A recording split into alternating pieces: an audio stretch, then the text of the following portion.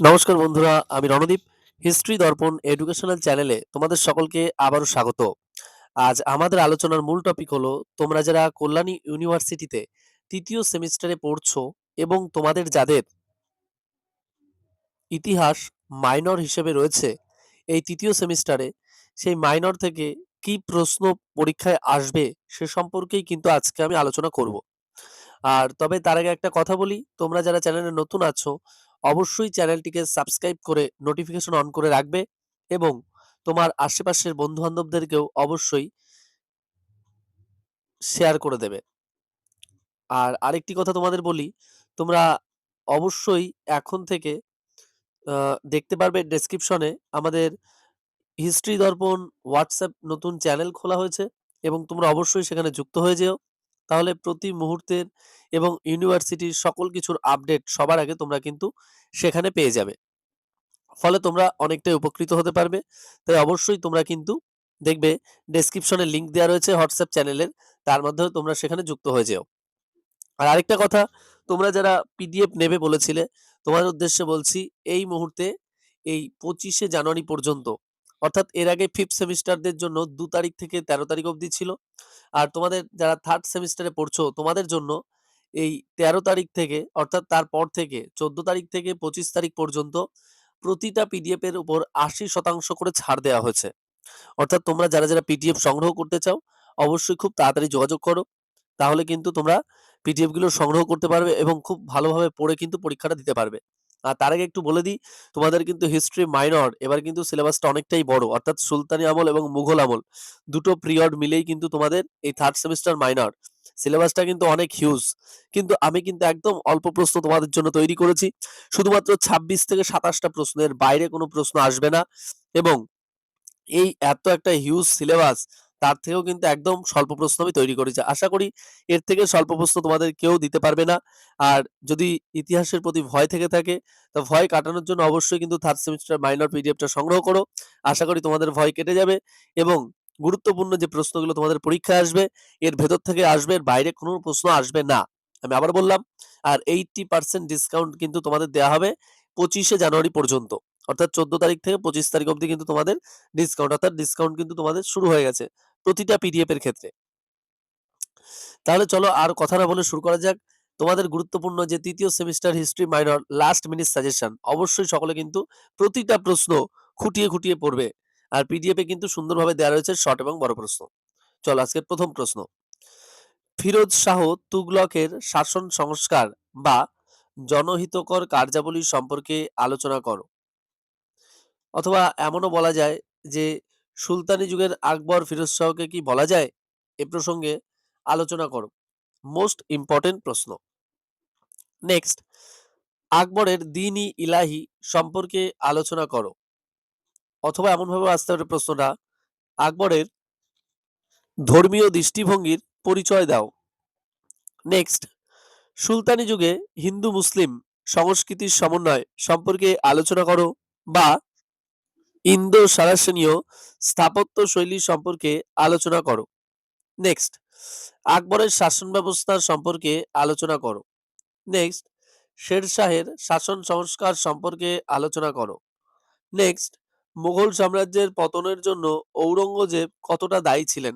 Most important প্রশ্ন। এবং শের শাহের শাসন সংস্কার সম্পর্কে আলোচনা করো, মোস্ট ইম্পর্টেন্ট প্রশ্ন। নেক্সট, আলাউদ্দিন খলজির রাজতান্ত্রিক আদর্শ সম্পর্কে আলোচনা করো, খুবই গুরুত্বপূর্ণ প্রশ্ন। নেক্সট, টিকা লেখো মালজামিনী ব্যবস্থা। নেক্সট, ঔরঙ্গজেবের ধর্মনীতি আলোচনা করো। নেক্সট, মুঘল গ্রামীণ অর্থনীতি সম্পর্কে আলোচনা করো। নেক্সট, মুঘল গ্রামীণ অর্থনীতি সম্পর্কে আলোচনা করো। প্রশ্নটা আলোচনা করলাম, এটা কিন্তু খুব ভালো করে পড়বে। নেক্সট, আবুল ফজলের ঐতিহাসিক গুরুত্ব আলোচনা করো। নেক্সট, মুর্শিদ কুলি খায়ের রাজস্ব প্রশাসন ব্যবস্থা সম্পর্কে আলোচনা করো। দেখো তোমাদের আবারও বলছি, এত স্বল্প মূল্যে এত স্বল্প প্রশ্ন পিডিএফ সহ তোমাদের কিন্তু কেউ দিতে পারবে না। আমি দিচ্ছি, হিস্ট্রি দর্পণ দিচ্ছে। অর্থাৎ তোমরা খুব তাড়াতাড়ি কিন্তু পিডিএফটা সংগ্রহ করো এবং এর বাইরে পরীক্ষায় একটা প্রশ্ন আসবে না। তোমরা পরীক্ষার পর এই ভিডিওটা চালাবে এবং প্রশ্ন ধরে ধরে মিলিয়ে নিও। তারপর নেক্সট যে প্রশ্নটা, ঔরঙ্গজেবের রাজপুত নীতি বা দাক্ষিণাত্য নীতি সম্পর্কে আলোচনা করো। নেক্সট আব্দুল হামিদ লাহোরীর কৃতিত্ব লেখো। নেক্সট মুঘল আমলে ব্যাংকিং ব্যবস্থা সম্পর্কে আলোচনা করো। বালাজি বাজিরাওয়ের কৃতিত্ব আলোচনা করো। নেক্সট মধ্যযুগে সুফিবাদ ও ভক্তিবাদ সম্পর্কে আলোচনা করো। দেখো সুফিবাদের মধ্যে তোমরা দেখবে, আমি এটা একটা ছক করেছিলাম, তোমাদের একটু বলি। চিসুনাসা ফিকাবাসি কাকুরুরো, অর্থাৎ একেকজন একেক রকম ভাবে পড়ে। চিস মানে চিস্তি, সু মানে সুহরাওয়ার্দী, না মানে নকশবন্দি, কাদিরি, মাদারি, রুদালি, এরকম বিভিন্ন শাখা, অর্থাৎ ১৪ টা কিন্তু এই সুফিদের শাখা আছে। আর ভক্তিবাদের মধ্যে তুমি এগুলো পড়তেই পারো। গুরু নানক, শ্রী চৈতন্যদেব, ঠিক আছে? নামদেব, একনাথ, জ্ঞানদাস, তুলসীদাস, জ্ঞানদেব, এই বিষয়গুলো তোমরা কিন্তু একটু দেখবে। এগুলো কিন্তু সব পিডিএফ এ খুব সুন্দরভাবে তৈরি করা আছে। কোনটুকু পড়তে হবে এবং কোন অংশটা বাদ দিতে হবে, এটাও তোমাকে জানতে হবে। নেক্সট ইলতুৎমিশের ইক্তা ব্যবস্থা সম্পর্কে আলোচনা করো। নেক্সট গিয়াসউদ্দিন বলবনের রাজতান্ত্রিক আদর্শ। এ প্রসঙ্গে বলি, তোমাদের কিন্তু ২ নম্বরে এই ধরনের প্রশ্ন থাকতে পারে যে সিজদা ও পাইবাস কি? অথবা কোন সুলতান রক্ত ও লৌহনীতি চালু করেছিলেন দরবারে? ঠিক আছে? এই বিষয়টা, কিংবা কোন সুলতান ইরানীয় প্রথা তার দরবারে চালু করেছিলেন, এই বিষয়গুলো কিন্তু তোমরা একটু ভালো করে পড়বে। নেক্সট মুঘল চিত্রকলা সম্পর্কে আলোচনা করো। দেখো এক্ষেত্রেও কিন্তু এই প্রশ্নটা মোস্ট ইম্পোর্টেন্ট।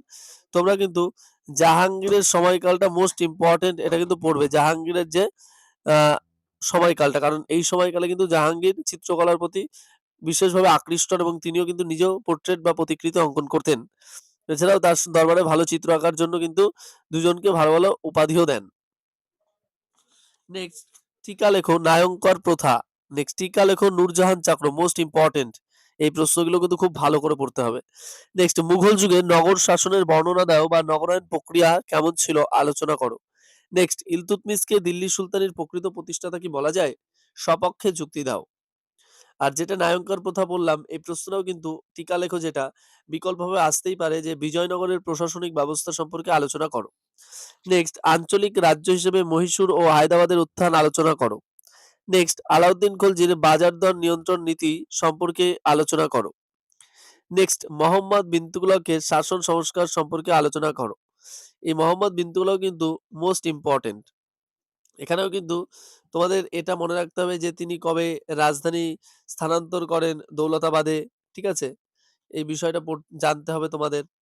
তারপরে ইলতুৎমিশের আমলে জিতল ও তঙ্কা, এই যে মুদ্রাগুলো তিনি চালু করেন, এই বিষয়টাও পড়তে হবে তোমাদের। এই বিষয়গুলো কিন্তু মোস্ট ইম্পোর্টেন্ট। এর পাশাপাশি তোমাদের সুলতান রাজিয়া কে ছিলেন, এই বিষয়টাও তোমাদের জানতে হবে। এগুলো ২ নম্বরের জন্য তোমরা কিন্তু দেখে রাখো।